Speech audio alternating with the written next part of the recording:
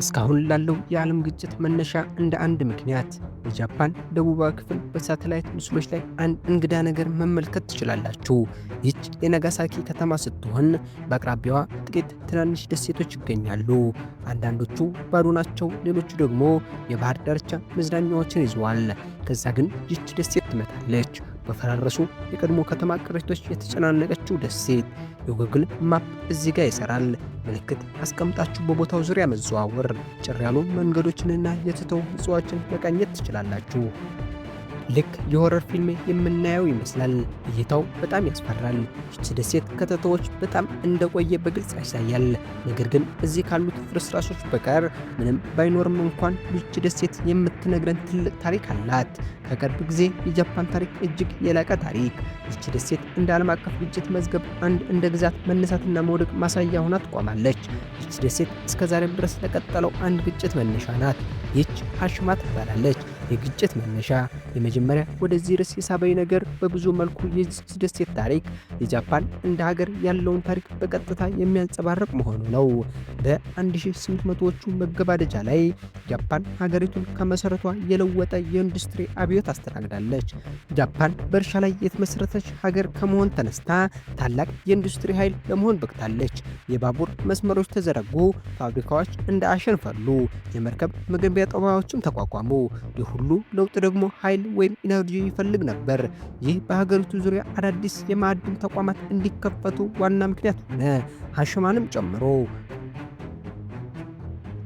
በ1800ዎች ውስጥ ከዚህ ወጣ ገባ ደሴት ስር በባህር ወለል ላይ የድንጋይ ክሰል ተገኘ። በፍጥነት እያደገ የነበረው ሚትሱቢሺ ኮርፖሬሽንም የዚህን ግኝት ወሬ ሰማና እንደሚስፋፋው የእንፋሎት መርከቦች ስብስብ እንደ ነዳጅ እንዲጠቀሙት መላዋን ደሴት ገዛት። ልክ በደሴቲቱ ላይ የክሰል ማውጣቱ ሥራ እንደተፋፋመ በመላው ጃፓን የክሰል ምርት ታሪክ እየሰራ ነበር። በ1874 ዓ.ም ጃፓን 208,000 ቶን የድንጋይ ክሰል አውጥታ ነበር። በ1890 ይህ ቁጥር ወደ 3 ሚሊዮን ቶን አሻቀበ። በ1919 ደግሞ ወደ 31 ሚሊዮን ቶን ደረሰ። እየተቃረበ በመጣው በ1900ዎቹ መጀመሪያ ላይ ማዕድኑ እያደገ ሲሄድ የተጨማሪ ሰራተኞችና የቦታ ፍላጎት ጭማሪ አሳየ። ስለሆነ ሚትሱቢሺ ከክሰል ማውጣቱ የሚወጣውን ዝቃጭ በመጠቀም የደሴቲቱን ስፋት በሰው ሰራሽ መንገድ ማሳደግ ጀመረ። ያንን ደካማና ሜዳማ የሆነውን መሬት ለመጠበቅ ሲባል ያ የተገኘው አዲስ መሬት ከኃይለኛ ማዕበልና ደሴቲቱን ከሚደበድቡ አውሎ ንፋሶች ለመከላከል በደሴቲቱ ዙሪያ የኮንክሪት ግንብ ተገነባ። ይህ አዲስ ቦታ በአብዛኛው ለማዕድን ማውጫ ተቋማት የሚውል ሲሆን የመኖሪያ ቦታው ደግሞ በኦሪጂናል ደሴቲቱ መሬት ላይ ባለው ድንጋያማው ሰሜናዊ ክፍል እንዲሆን ተደረገ። ልክ ደሴቲቱ እየሰፋች እንደሄደች ሁሉ የጃፓን ግዛትም በጠቅላይ የይዞታ ቁጥጥር እየሰፋ ነበር።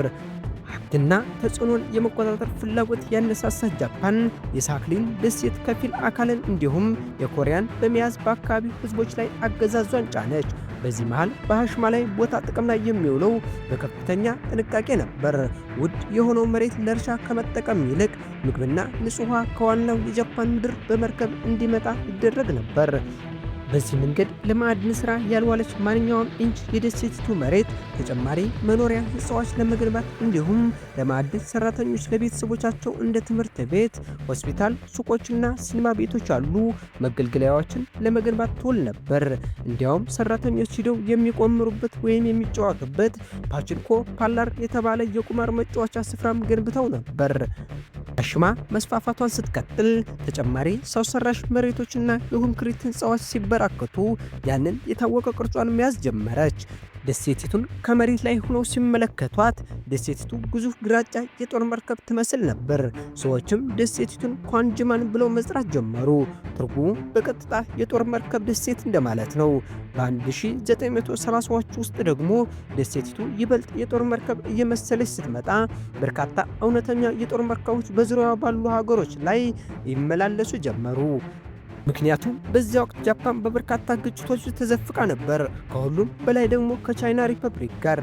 በ1931 ጃፓን ማንቹሪያን ወረረች። በ1937 ደግሞ ሁለተኛው የቻይና ጃፓን ጦርነት የቀሰቀሰው ሙሉ ወረራ በቻይና ላይ ጀመረች። ጃፓን ግዛቷን ይበልጥ ማስፋፋት በማለሟ የግጭት ቆይቶ የሁለተኛው የዓለም ጦርነት አካል ሆነ። በዚህ ወቅት የክሰል ፍላጎት ከምን ጊዜውም በላይ ከፍተኛ ደረጃ ላይ ደርሶ ነበር።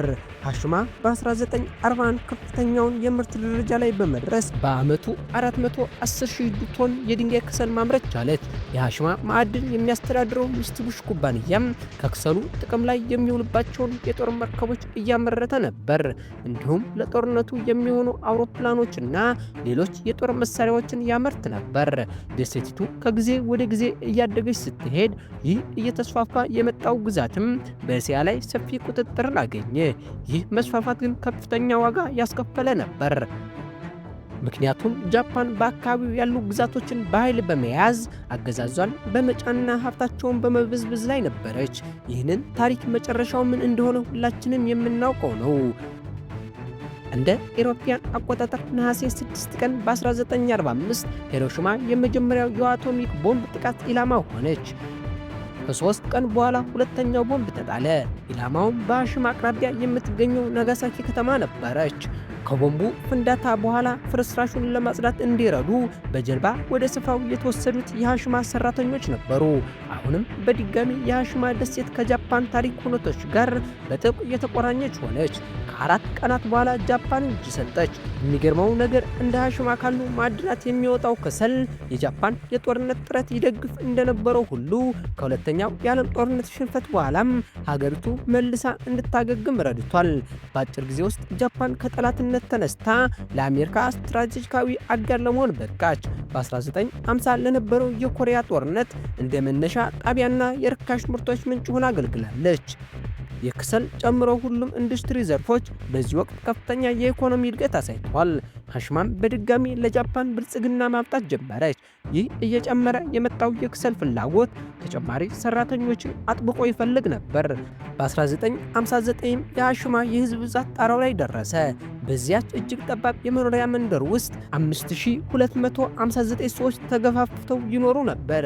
ይህም በወቅቱ በጃፓን ታሪክ ውስጥ ቦታው በህዝብ ብዛት እጅግ የተጨናነቀ አድርጎታል። ነገር ግን የድንጋይ ክሰል ውስን ሀብት ነው።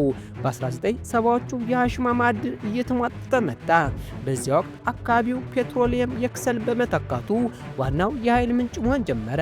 ይህንን ተከትሎ ሚትሱቢሺ በጥር 1974 ማዕድኑ እንደሚዘጋ ሁሉም ነዋሪዎች፣ ሰራተኞች በ3 ወር ውስጥ መልቀቅ እንዳለባቸው አስታወቀ።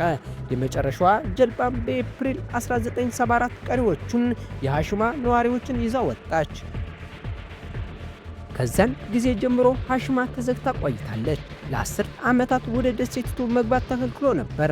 መሬቱ አሁንም በሚትሱቢሺ እጅ ቢሆንም ህንፃዎቹ ለመጠገን ምንም ፍላጎት አልነበራቸውም። በዚያም ምክንያት ህንፃዎቹ መፈራረስ፣ መበስበስ ጀመሩ። ያ በአንድ ወቅት በሰው ይጨናነቅ የነበረው ማህበረሰብ ወደ ጭር ያለች የሙት ከተማ ተለወጠ። ይህም በራሱ አዳዲስ ገጠመኞችን የሚፈልጉ ሰዎችና አስፈሪ ቦታዎችን መጎብኘት የሚወዱ የቱሪስት ማህበረሰቦችን ትኩረት መሳብ ጀመረ።